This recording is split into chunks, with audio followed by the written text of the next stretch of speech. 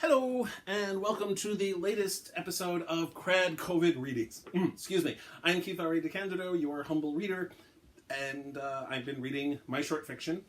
And this time I would like to once again dip into the Marvel series that I edited from 1994 to 2000. We did over 50 novels and short story anthologies based on Marvel superheroes. And we did, one of the anthologies we did was called Untold Tales of Spider-Man, which was a tie-in to a then-current comic book by Kurt Busiek and Pat Olliffe, also called Untold Tales of Spider-Man, which told new stories about Spider-Man from his early days, sort of between issues of Amazing Spider-Man from the beginning of Spider-Man's career. It was a wonderful book, really well done. And to tie into that, we did this anthology, which was stories from throughout Spider-Man's entire career, starting from very early in his life as a superhero, all the way up to relatively present day. The story I did for this one was called Arms and the Man, which took place shortly after an annual, Amazing Spider-Man annual, I think number 14, I want to say. Number 15, I'm sorry, the 1981 annual for Amazing Spider-Man, which was by Denny O'Neil and Frank Miller, actually, in which Dr. Octopus tried to poison the ink in the Daily Bugle. And then was imprisoned after that. This takes place right after that happened. So, Arms and the Man. As I look back on my life, I have to say that the dumbest thing I ever did was tell my editor that I wanted my next book to be on Dr. Otto Octavius, a.k.a. the supervillain, Dr. Octopus. Said editor, a charming British woman named Catherine Elizabeth Huck, stared at me from across the table in the nice Midtown Manhattan restaurant and said, calmly, "It's happened, hasn't it? You've lost your bloody mind." I smiled as I sipped my mineral water. Come on, Kath, you know I lost my mind years ago. Otherwise I wouldn't have tried to make a living as a writer. I had just turned in my biography of Tony Stark, the fifth in a series of celebrity life stories I'd written in the past few years. The contract called for 6 books, and Catherine and I were discussing the subject for the final bio over lunch. Yes, but why him? Why not? She glared at me for a moment, took a bite of her steak, probably as a cover while collecting her thoughts, then said, "Because he's a thief, a cop killer, and a bloody lunatic. Why would anyone want to do a biography of that?" Grinning, I said, "Because he's a thief, a cop killer, and a bloody lunatic. Who just tried to murder 5 million people. And was captured by Spider-Man," I added. "Which means he's in Rikers Island prison, which is why this is the ideal time. He's easy to track down for an interview. If he were at large, I'd never consider it." Catherine glowered at me. "Don't be ridiculous, of course you would. I've seen that look on your face before. Once you've got a stupid idea in your head, you can't get it out with a crowbar." She took another bite of steak. "You realize that I have to run it past Blake first, yes?" "Yes, and I also realize that if you're behind it, then Blake will sign off on it. He trusts your judgment." She muttered, "Right now I'm having trouble understanding why." She sighed. "All right, then. I've got a meeting with Blake tomorrow morning. I'll tell him that you want your final bio to be of Dr. Octopus." No, I said. "Not just Dr. Octopus. Otto Octavius. He was a respected scientist before he got his extra arms and went cuckoo. People talk about Doc Ock all the time. I want to let everyone know who Otto Octavius is." The next day, Catherine called me with the official okay, and with the welcome news that my payment for turning in the Stark book was being processed. This meant 2 things. I could pay off my hemorrhaging credit card bill, and I could start to work on Requiem for an Octopus, the life of Dr. Otto Octavius. Okay, so I stole the title from Rod Serling. It's not like they'll use it. Catherine didn't use my titles on any of the other 5. Why would she here? Randall Andross's Guide to Writing a Biography, step number 1. Research. I spent a week in the New York Public Library digging up everything I could. I had 2 piles. Copies of articles and monographs on Otto Octavius, and copies of same on Dr. Octopus. The first pile mostly came from materials in the library's Science and Technology division. The second pile was a lot bigger. Octavius came to public prominence when he worked at the United States Atomic Research Center, specifically for his development of a set of robotic arms. 4 titanium alloy tentacles with pincers at the end, able to extend from 6 feet to 24 feet, connected to a harness worn around the waist. The harness contained the controls for the arms as well. The tentacle's original purpose was to allow him to manipulate radioactive material from a safe distance. After an explosion during one of his experiments, the arms were fused to Octavius, both physically and mentally. He didn't need the manual controls anymore, and the arms were now permanently attached to his waist, or so everyone thought. During one of his prison stays, the arms were separated from his body. The details of the procedure were never revealed to the public, which meant I'd have to do some digging. Even so, he retained mental control of the tentacles, even if they were as far as several hundred miles away from him. In the explosion, he apparently suffered some kind of brain damage as well, presumably the root of his subsequent actions. He turned to what old radio dramas used to call a life of crime, which included robbery, extortion, and murder, most notably of retired NYPD Captain George Stacy. Most recently, Octavius had obtained some kind of poison and planned to put it in the ink that the New York Daily Bugle was printed with, thus killing 5 million New Yorkers. Spider-Man stopped him, as usual, and he was arrested and sent to Rikers Island, where he was now awaiting trial. I didn't read every single thing. I didn't need to yet. This was just to get me started. Randall Andros's Guide to Writing a Biography, step number 2. Talk to family and friends. This proved more of a challenge.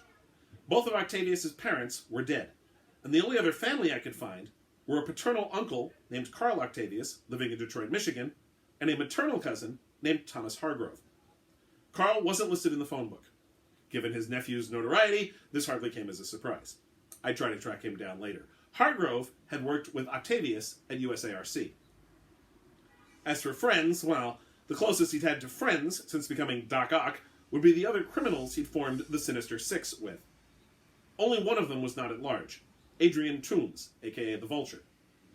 I made an appointment to see him at Rikers the following week. That left USARC, source of both the one easily findable family member and whatever friends he might have made while he worked there. Unfortunately, as I soon discovered by reading through various articles in the library's aforementioned Science and Technology Division, USARC had been shut down by the Department of Energy. However, tracking down its former employees proved easier than I thought. Most had landed on their feet in private companies. Sadly, Hargrove was not among those I could find immediately, so that would take a bit more work. As it happened, 2 of the people I needed to talk to worked at Cross Technological Enterprises. Brian Huss, who headed up one of USARC's government contracts, now performed a similar function for CTE, and he had brought his assistant, Dinah Dunn, with him to the new job. "Pleasure to meet you, Mr. Andros," he said as I entered. "I enjoyed your book on ripcord." I blinked in surprise as I shook his hand. He didn't look like the type who listened to heavy metal music. The man stood immensely tall, with short, receding black hair, and wore an immaculately tailored suit. "Thank you very much, Dr. Huss." "Not at all. Please, have a seat. I understand your next book will be on Tony Stark." As I had a seat, I replied, "Yes, it should be out within 6 months or so." "I look forward to it. Always good to read the dirt on your competitors," Huss said with a smile. He sat back down behind his enormous oak desk and said, "But I believe you're here to talk about Otto." "Yes, he's the subject of the book after Stark. Do you mind if I record the conversation?" I asked, producing a small tape recorder. "Not at all." I pressed the play and record buttons, set up the recorder on the table, and asked, "How well did you know Dr. Octavius?" "Not very well. I had my own projects to deal with, so I didn't cross paths with them very often. Mary Alice was the only one who really came close to knowing Otto, and she didn't know him as well as she thought." This was a new name. "I'm sorry, Mary Alice?" Mary Alice Anders. Burke, now. She got married a few months ago. I believe she and Otto dated for a bit, but he broke it off. Rumor has it that he got her fired, actually." That explained why I didn't recognize the name. Her termination had predated the place's being shut down. "Rumor, Doctor? Surely as a fellow employee." Huss smiled. "As I said, Mr. Andros, Otto and I didn't cross paths much. And if you weren't directly involved with his projects, he didn't acknowledge your existence. Which is too bad. A bit more communication might have prevented the accident that damaged Otto." Damaged. What a wonderful word for it. Huss continued. "I can assure you, by the way, that such an accident would never have occurred in my section. The center's safety standards were embarrassing. It's no wonder the place was shut down." The last thing I wanted to hear was Huss's attempts to distance himself from the company norm. "Can you tell me anything about their relationship?" I asked. Not really. I'm afraid I just didn't know either of them very well. You'd be better off talking to some of the other staff members. I understand his cousin worked there, Thomas Hargrove? Huss nodded. You wouldn't know where I could find him, would you? I'm afraid not. Mr. Hargrove left about a year after the accident. Last I heard he was living in San Francisco, but I have no idea if he's still there. He sighed. I wish I could be of more help, but most of what I know about Otto I've gotten from news reports on him since he became, more famous. Or infamous, I suppose. I talked to Dunn next. First thing she said when I closed the door to Huss's office behind me was, "Pretentious, isn't he?" Before I could reply, she added, "Let me guess. He went into the whole such an accident would never happen on my watch routine, right?" Well, he did say something along those lines. Figures. Always overcompensating. It's probably because he's so tall. Not wanting to pursue that line of thought, I prompted, "Did you know Octavius, Ms. Dunn?" "Call me Dinah." And yeah, I knew him. In fact, I was the one who started calling him Dr. Octopus. I frowned. I thought the newspapers came up with that. Nah, we were calling him that long before the accident. Right after he made those goofy arms. And let me tell you something else. The guy was a fruitcake. Always had been. I took the tape recorder out of my pocket. Mind saying that again for the record? No problem. She waited for me to push play and record, then repeated, "The guy was a fruitcake. The accident just made him a little fruitier. The only one who even liked him was Mary Alice." "That would be Dr. Mary Alice Burke, née Anders?" "Oh, yeah. She saw something in him. Can't imagine what. Anyhow, we broke up with her and got it canned. And that was it. Nobody else liked him, and he didn't like nobody. Didn't surprise me when he went crazy." 4 days later, I sat in my Upper West Side apartment, going over 3 tapes worth of material I'd recorded at CTE, Stark International, and a few other places where former USARC employees had settled down. I had been hoping to get a clear picture of Otto Octavius before the accident. No such luck. He was a good man. Quiet, but boy did he know his stuff. That man was on his way to revolutionizing the field of nuclear research before the accident. Tragic waste, that. I keep hoping they'll find some way to cure him of that awful insanity. It really changed him. Made him into something totally different. God, what a scumbucket. I'm sorry, but all the accident did was save him a little manual labor with those stupid arms of his. He was arrogant, condescending, egotistical. He treated everyone like dirt, especially Mary Alice. And she kept coming back for more. It was revolting. Well, he had a little bit of trouble relating to people, really. You know, he lived with his mother up until he died? Until she died? He dated that Anders woman for a bit, but that was the closest he came to a social life. He had absolutely no clue about interpersonal relationships. To be honest, I think that's why he built the arms. They helped him keep his distance even more. People keep saying that the explosion turned him into a criminal, but I'm not sure I buy that. I mean, I've seen footage of him, and he sounds like the same Otto Octavius I had the misfortune to be lab assistant to, and I was one of many. We couldn't stand him. I think he went through 5 or 6 lab assistants a year. I met his mother once. It was the one time Octavius came to the company picnic, and his mother was his date. Pathetic, huh? Anyhow, she had him wrapped around her little finger. I tell you, with that kind of home life, it's no wonder he turned into a nutcase. I never had a problem with the guy. I mean, sure, he's a little arrogant, but look at what he accomplished. I'd say he earned his arrogance. And on and on. No 2 people had the same impression of him. None of the articles I'd photocopied about Octavius prior to the accident said anything about his personality either. Obviously, I needed to talk to Mary Alice Burke.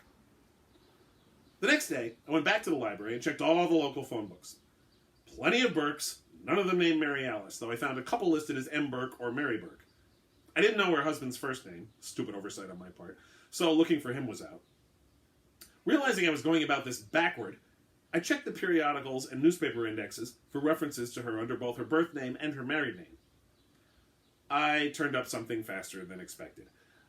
Dr. Mary Alice Burke and her husband, Ronald Burke, had been among the victims in a nasty car accident on the West Side Highway a month previous. Mary Alice had survived, Ronald hadn't. She had been taken to St. Luke's near Columbia University. I headed up there to learn that she'd been admitted for a week, then gone home. I spoke to her doctor, who couldn't give out her number, but who did agree to call her and give her my number. Since I had to wait for her to call, if she called at all, and since I didn't feel like trying to track down Hargrove or the uncle in Michigan just yet, I decided to jump ahead to Randall Andros's Guide to Writing a Biography, step number 3. Talk to the people who saw him last. Spider-Man would be a bit hard to get at, But Octavius's last escapade had been an attack on the Daily Bugle. And I got more articles on the renowned supercriminal Dr. Octopus from the Bugle than from any of the other New York papers. Calls there got me appointments with editor-in-chief and publisher J. Jonah Jameson, city editor Joseph Robertson, and several reporters for the following day. I also called my research assistant and had her start tracking down Thomas Hargrove and Carl Octavius. That's what research assistants are for, after all. The reporters I talked to included the paper's two best crime reporters, Ben Urich and Charlie Snow, and Jake Conover, who is, in my humble opinion, the Bugle's best columnist.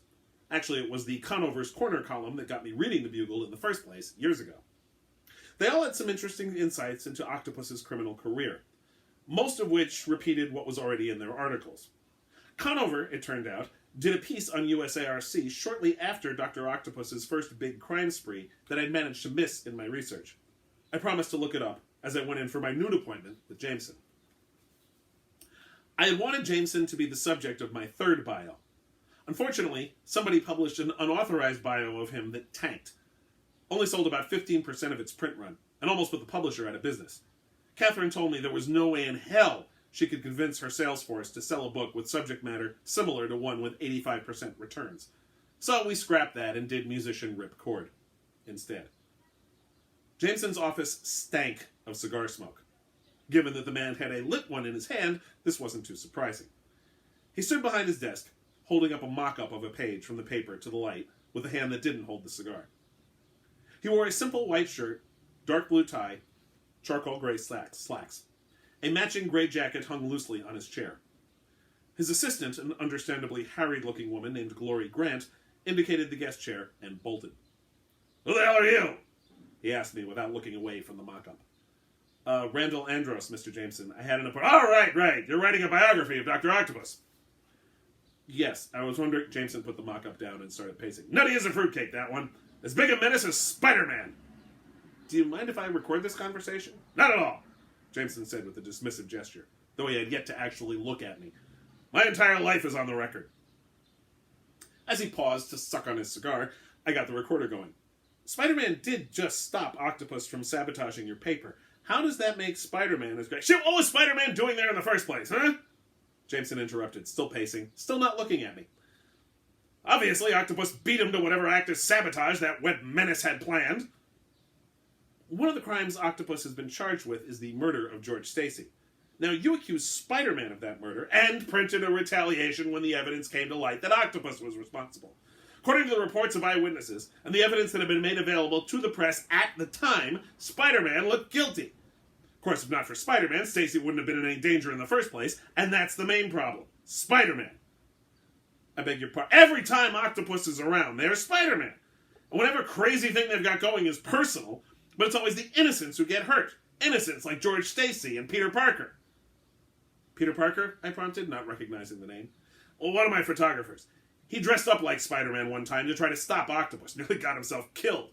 Octopus kidnapped my secretary at the time, Betty Brandt, and said he'd get a message to Spider-Man to come rescue her. And I could bring one photographer to record it. I sent Parker. And he went in as a Spider-Man suit. He and Miss Brandt were apparently dating at the time. Teenagers. I quickly made a note to track down this Parker person. Then said, I'm curious what you think of Octavius himself. I told you, nutty as a fruitcake. That explosion did something to his head. The doctor said so right afterward. Besides, only a lunatic would do what he did. Finally, he turned to look at me. Do you know that he had no ransom demands when he threatened the Bugle? No or else. He told the mayor that he'd kill 5 million people, and then after that, he'd request some ridiculous amount of money. No matter what happened, he intended to murder all those people. That falls into my definition of the word lunatic.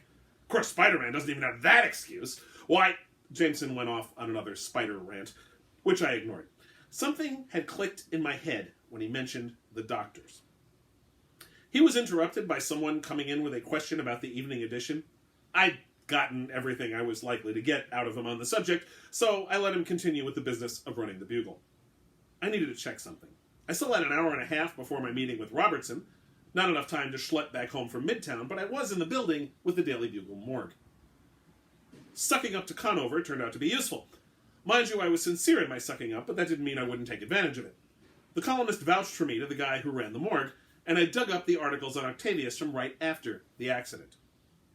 He'd been treated at the Bliss Private Hospital near USARC by a brain specialist named Kevin Hunt, who gave a press conference while Octavius was still in a coma following the explosion. He stated in no uncertain terms that Octavius had suffered brain damage. Dr. Hunt and some other members of the hospital staff were subsequently kidnapped by Octavius, who had them gather various materials for him to work with. Spider-Man stopped him, the first time the pair of them met, but by no means the last, and Octavius went to jail, his first sentence, but by no means his last. Hunt had been quite sure of himself then. But only 3 weeks ago, Hunt was interviewed on a local news program right after Octavius' most recent capture, and he hedged a good deal more about the apparent brain damage. Okay, the next step, find Dr. Kevin Hunt. Well, not quite the next step. First, I had my appointment with Joe Robertson. The Bugle's city editor made for a much more pleasant interview than his boss. For one thing, he actually let me finish my sentences. He didn't have much to say about Octavius, but he had been very close friends with George Stacy. Robertson's memories of that friendship would provide useful background on Octavius' most famous murder. As I was leaving Robertson's office, Ben Urich called me over and introduced me to Phil Sheldon. I recognized the name and face as belonging to the one-eyed photographer responsible for the coffee table book of superhero photographs called Marvels. He freelanced for both the Bugle and their chief competitor, the Daily Globe. He looked older in person than he did in his author's photo, though of course I didn't say so, remembering how misleading my own author's photo was. Sheldon, as it turned out, had interviewed Octavius shortly after Stacy's death. "It was pretty frightening," he said to me. "Everyone always blithely talks about how nuts he is, but the man I talked to was almost frighteningly sane. Cruel, certainly, and unpleasant, but he was fully aware of his surroundings, and had all his wits about him. I've seen crazy people up close. Dr. Octopus doesn't fit the bill in my book." Dr. Kevin Hunt worked at the Empire State University Medical Center these days. A pleasant-looking man with brown hair and a mustache, he gladly agreed to an interview. The first thing I asked him about was the seeming discrepancy between his initial press conference after the accident and his statements of 3 weeks previous. "Yes, I guess that would seem odd to someone who compared them. The fact is, Mr. Andros, that we know a good deal more about the effects of radiation now than we did then. Dr. Octopus had his accident when the field of paranormal research was at its embryonic stages. The work that Reed Richards and Henry Pym have done in this field has been invaluable, as well as the genetics works of Charles Xavier and Bolivar Trask." Great, a name dropper. "So, if what you saw wasn't brain damage, what was it?" "I'm not saying it wasn't brain damage, simply that I can't be 100% sure of my diagnosis." Hunt hesitated. "The human nervous system isn't accustomed to dealing with a body part like Dr. Octopus's tentacles. We tend to move around with muscles and joints. The tongue is the only real body part that doesn't follow that rule, except for Dr. Octopus, who also manipulates 4 metal tentacles with as much dexterity as he does the arms he was born with, if not more. I think that while it could have been brain damage, it could also have been his cranial chemistry rewriting itself to accommodate those 4 new limbs." I frowned. This puts a different spin on his subsequent actions. "It might. I spoke dismissively a moment ago, observing how back then the study of radiation's paranormal effects was only in its embryonic stages, but I'm afraid it's not all that much better now.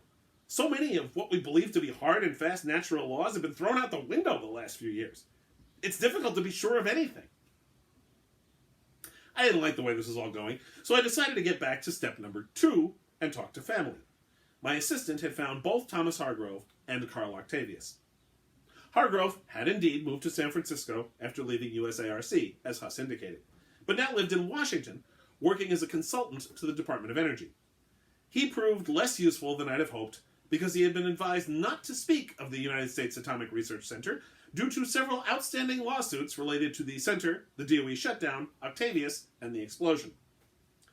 However, Hargrove was able to talk about Octavius as a child. Shy, bookish, overweight, often the target of bullies. Hargrove claimed to be the only member of the family who even tried to get along with Otto, the one who tried to get Otto involved in various activities at family functions. Unfortunately, Otto's mother, Mary, was something of an outcast for having married a construction worker, the Hargroves being prototypical upper-class New England wasps for the most part, which didn't help Otto any. Neither did Mary's ridiculous overprotectiveness, as Hargrove put it, which only got worse when her husband died during Otto's first year of college. While Hargrove wasn't as forthcoming as I would have liked, his inability to speak of his time at USARC meant I couldn't ask him about Mary Alice. He was deep throat compared to Karl Octavius. It took 3 phone calls for the man to even admit he was related to that scuzzwad. And then his insights into his brother Torbert, his sister-in-law Mary, and his nephew Otto were limited to the following.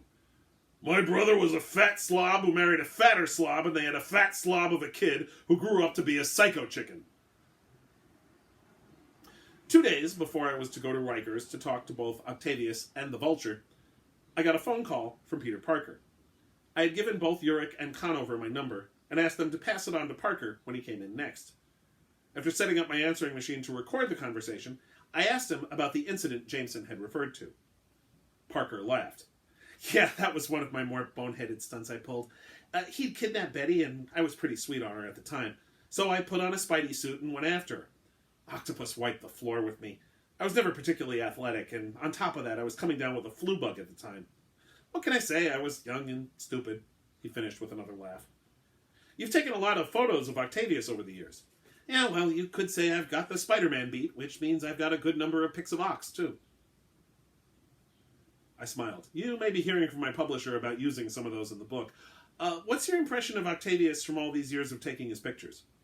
Oh, my impressions of him are a bit more personal. You see, he lived with my aunt for a bit. I nearly dropped the phone. I beg your pardon? Perhaps realizing how that sounded, Parker amended his comment. It's not what you think. My aunt took him in as a boarder, thinking him to just be a kindly gentleman looking for a place to stay. He just needed somewhere to lie low for a bit. Poor Aunt May had no idea who he was, but I recognized him right off and put the kibosh on that little scheme of his. I tell you, Mr. Andros, to this day it gives me the creeps to think of what that guy would have done to my aunt if I hadn't ratted him out. I talked with Parker a bit more, then looked over my notes. The more I learned, the less I knew. Was he insane or not? What kind of person had he been before the accident? What kind of person had he become afterward? Had he become anything, or had he not changed? But the only consistent character attributes from one story to the next were his brains and his arrogance. Then I noticed something that I hadn't connected up to this point. Mary Octavius had died of a heart attack only 3 weeks before the accident. In fact, that was a factor in the trial that followed his first little crime spree after the explosion. Both Hargrove and several of Octavius's co-workers said that Mary kept a very tight leash on him. Of course, it could simply serve to explain why the accident happened in the first place. Grief might have blinded him to a mistake that led to the explosion. Still, nobody seemed to have a handle on him. The only people who had any chance of knowing him at all well, I hadn't spoken to yet. And except for the Vulture, I wasn't likely to either. The other members of the Sinister Six, and Spider-Man. I particularly wanted to talk to Spider-Man. After all, who knows you better than your greatest enemy? But one could hardly look him up in the Yellow Pages. Unlike the Avengers or the Fantastic Four, he didn't make himself easy to find. The day before I was to go to Rikers was the 28th day of June.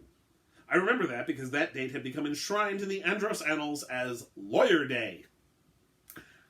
I woke up at my usual time, around noon, and went into my office to see the message light on my answering machine blinking. I kept the phone and answering machine in the office, located on the other side of the apartment from my bedroom, to avoid being awakened by calls from people who kept more traditional hours than I. This is a message for Randall Athos, a woman's voice, and she said my name like she was misreading it off a piece of paper. My name is Clarice Levin. I represent Mary Alice Burke. Could you please give me a call? She gave her number. I had a cup of coffee. I didn't fancy the idea of facing a lawyer without caffeine, then returned the call. After correcting her misreading of my last name, we got down to business. May I ask, Mr. Andros, why you wish to speak to my client? I'm writing a biography of Dr. Otto Octavius. I understand that the two of them had a relationship, and I'd like to discuss it with her. You can verify this with my editor, Catherine Huck. I gave her the name of my publisher, Catherine's number, and the titles of the 4 extant bios I'd already written and published as proof. Very well, I will verify this information, and then assuming it's genuine, I'll pass it on to Ms. Burke. I should warn you, though, that I intend to advise her not to speak to you. I frowned. May I ask why? I said, unable to keep the annoyance out of my voice. Levin obviously picked up on this. It has nothing to do with you or your work, Mr. Andros. I just fear that her speaking to you for the record would jeopardize the pending lawsuit we have against Dr. Octavius, Mr. Thomas Hargrove, and the U.S. Atomic Research Center for wrongful termination. Wait a minute, the center's been shut down. corporate entity still exists, even if the site is now closed, Levin explained, which was true. The lawsuit predates their shutdown in any case. I sighed. Might it help if I promised to only ask questions about their personal relationship? The employment practices of the center aren't really my major concern here. I'm trying to get a handle on Otto Octavius as a human being. Unfortunately, Mr. Andros, the relationship Ms. Burke had with Dr. Octavius is very much germane to our lawsuit. I'm sorry. Great. Hargrove's lawyers won't let him talk, and now neither would Mary Alice Burke's. The next call was from a woman named Ruth Ashby, who represented Adrian Toombs. I'm afraid that I cannot allow you to speak to my client regarding this subject. May I ask why? My client is attempting to rehabilitate himself. He does not wish to speak of his time as the Vulture, nor of the people he associated with during that time. Talking to you could damage his attempts to once again become a member of society. What a crock of crud. But there wasn't a hell of a lot I could do. At 3, Catherine called from her office. Without preamble, she said, Randall, will you drop whatever you are doing, get into a cab, and get yourself into my office immediately? Her British accent was even more clipped than usual. She sounded very tense. And she only calls me Randall when she's unhappy. What's going on, Kath? There's a young man named Alan Schechter cooling his heels in the conference room. He is Otto Octavius's lawyer. He wishes to discuss your book. I said I wanted you present and said you'd be here in 20 minutes. So kindly stop asking stupid questions and get down here. I got down there. Schechter looked about like you'd expect a lawyer to look. Short hair, glasses, expensive suit, pickle up his butt. Mr. Andros, as I explained to Ms. Huck before you arrived, I intend to get a court order that will prevent you from working on this biography until after Dr. Octavius's trial. What? An inadequate response, I know, but it was the best I could do. This was just too much. This trial will be a lengthy process. You've probably already spoken to several potential witnesses, and your questions may prejudice their testimony. I wish to limit the damage to my client. Couldn't believe this. The man has been charged with crimes that start with property damage, move on to dozens of counts each of kidnapping, breaking and entering, robbery, assault, aiding and abetting known felons, attempted murder, and a number of things, culminating with the murder one charge for killing George Stacy. Schechter looked at me coolly. Those crimes have yet to be proven. That's what the trial is for. I have a responsibility to my client to protect him from prejudice, which means that your attempts to slander him cannot go unchallenged. I'm not trying to slander him! Realizing that my voice was rising, I took a breath, then went on in a quieter tone. I'm trying to get to the truth of who he is, and a court of law is trying to establish the truth of what he's done, Schechter said without missing a beat. In this case, the court of law wins, Mr. Andros. He stood up. The judge will be rendering his decision regarding my motion to suppress your research tomorrow morning. In the meantime, you can consider your appointment to meet with Dr. Octavius tomorrow to be indefinitely postponed. And with that, he left. I turned to Catherine. And thank you so much for your support, Kath. What was I supposed to say? He's right. Come on, the book won't even be published for another year at the earliest, which is completely irrelevant. His complaints are with your research, which might affect his client when he goes to trial. I rolled my eyes. Right, like that's going to happen. She frowned. What do you mean? Otto Octavius has been arrested dozens of times, yet in his entire life, he's only seen a trial through to completion 3 times. And that's only if you count when he served on jury duty when he was 23. He was tried right after Spider-Man fought him the first time, and the judge let him off easy. He had been a respected scientist, it was his first offense, and everyone assumed the accident, so soon after the death of his mother, had unhinged him. He served one other prison sentence about a year ago, but broke out long before his sentence was up. That's it, Kath. Most of the time, if he doesn't break out before the trial, he breaks out during it. And 5 will get you 10, he'll do it again now. Catherine spent my entire diatribe staring at me with the same cool gaze Schechter had used. Are you finished? I blew out a breath and slumped my shoulders, my anger burned to ashes, replaced with frustration. That kind of depends on what that judge says tomorrow morning, doesn't it? The judge said I had to cease and desist with my research on this biography until after the completion of Octavius's trial. Somehow, this didn't surprise me. What did surprise me was the phone call I got later that day from Catherine. You're not going to believe this. Believe what? She sighed. Really, you're not going to believe this.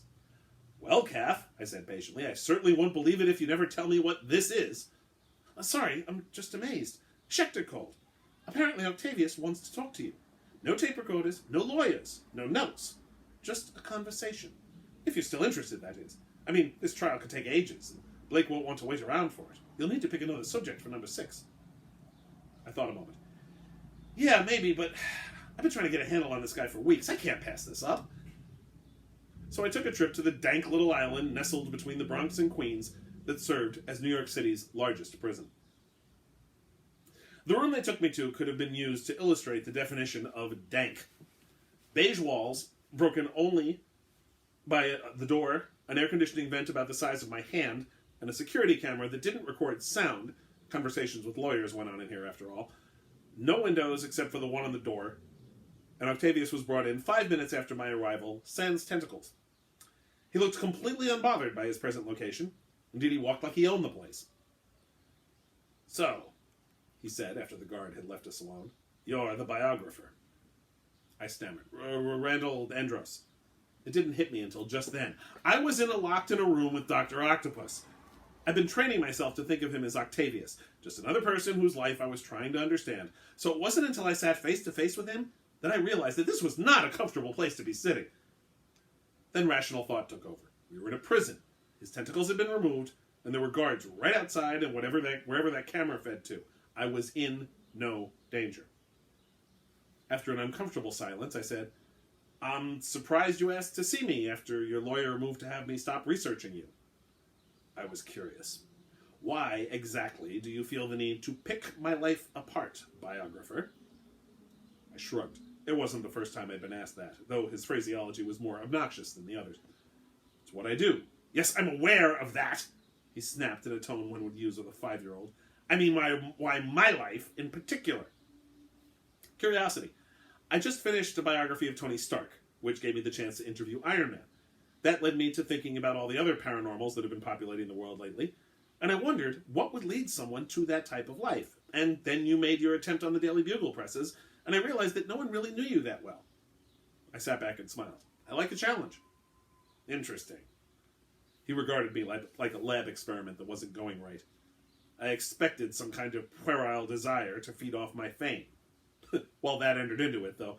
Honestly, my editor didn't want to go for this. I'm sure they would have preferred someone like Captain America or Reed Richards. But your life seemed more interesting. That's certainly proven to be the case.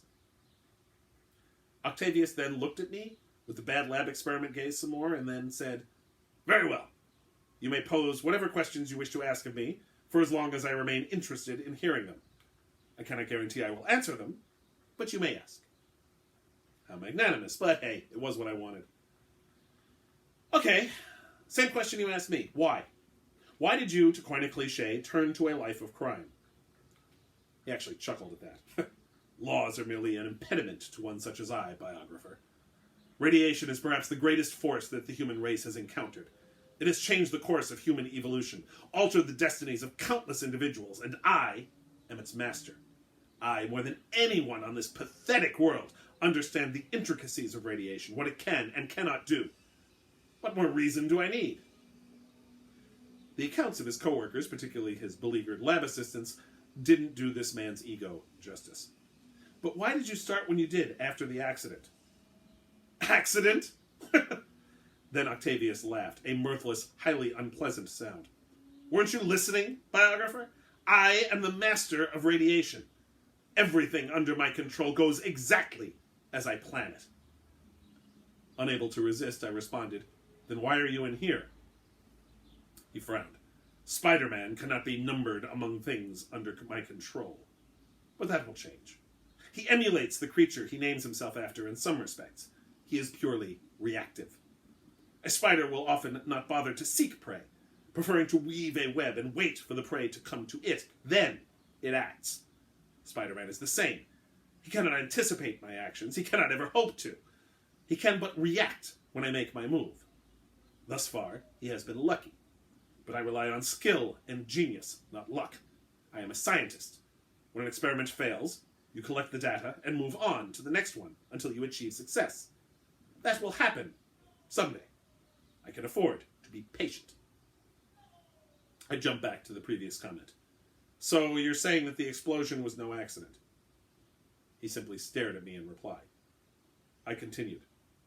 "If that's so, why then? Was it because your mother died?" His only reply to that was to smile. The kind of smile that makes you want to cover your neck. Then he leaned back and said, "I grow tired of your questions, biographer. This interview is at an end." I spent the entire trip back home in a daze. More and more I started to believe that Phil Sheldon was right. The man I talked to was several things, but crazy just was not one of them. And I thought about all the other people whose lives had been affected by radiation, from the Fantastic Four to the coming of mutants, Homo sapiens superior, the next evolutionary step. Radiation had given them strange powers and abilities, but had it truly affected their mental health? Or had it just enhanced what was already there? I shook my head as I got out of the cab in front of my building. I just couldn't grasp him. Maybe it wasn't impossible. Maybe you had to be like him to understand him. And I did not want to be like him. The very idea made my flesh crawl. When I entered my apartment, I found a strange man sitting on my couch, reading one of my magazines. "Who?" Upon my entrance, he put the magazine down and unholstered a gun equipped with a silencer. "My name's Nina. We got a mutual acquaintance in common, Mr. Andros. Name of Otto. He wanted to send a message to people who mess around with his life." Then he squeezed the trigger. A moment of pain both in my chest and in the back of my head, the latter from when it crashed onto the hardwood floor as I fell. I lay there for, well, a while.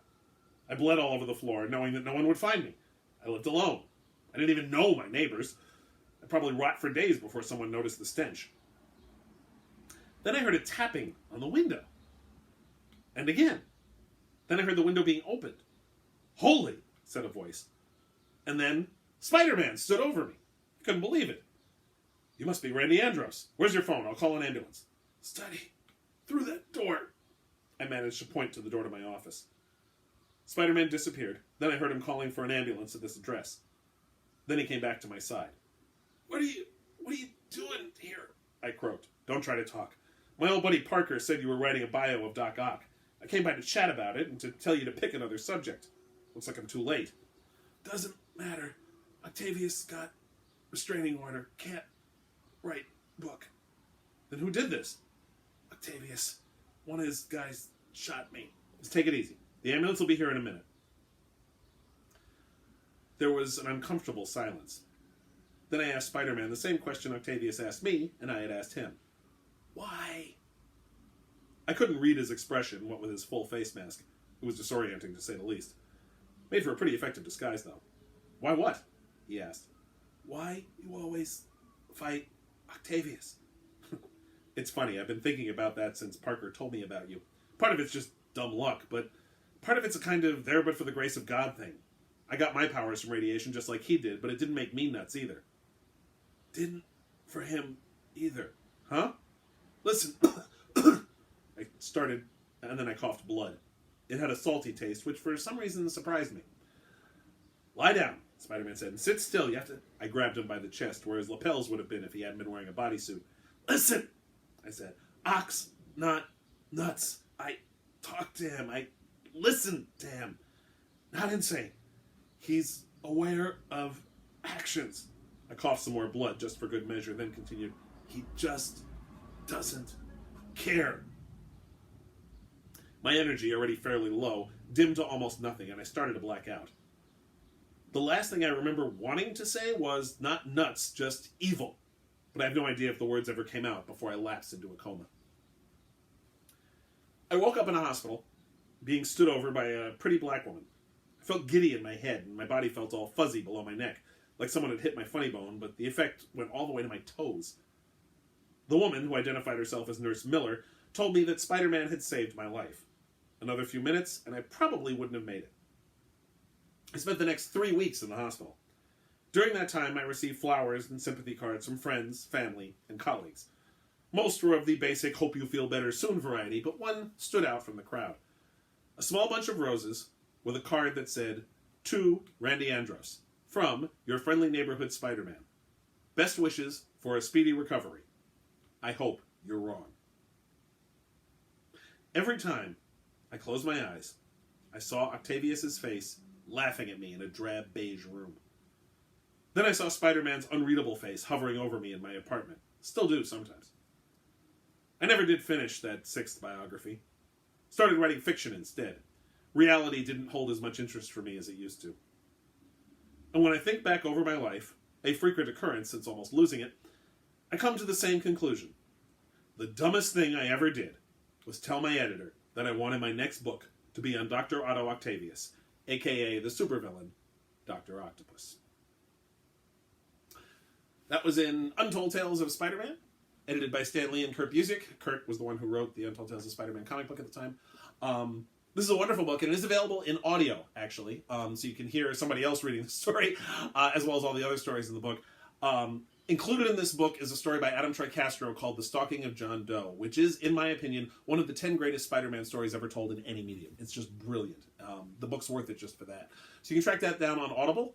You might be able to find a copy of the book from a used book dealer. Thank you very much for listening. Please find me online at DeCandido.net. Please subscribe to this YouTube channel, KRAD COVID Readings. Please support me on Patreon at patreon.com/KRAD. And please, please, please stay safe.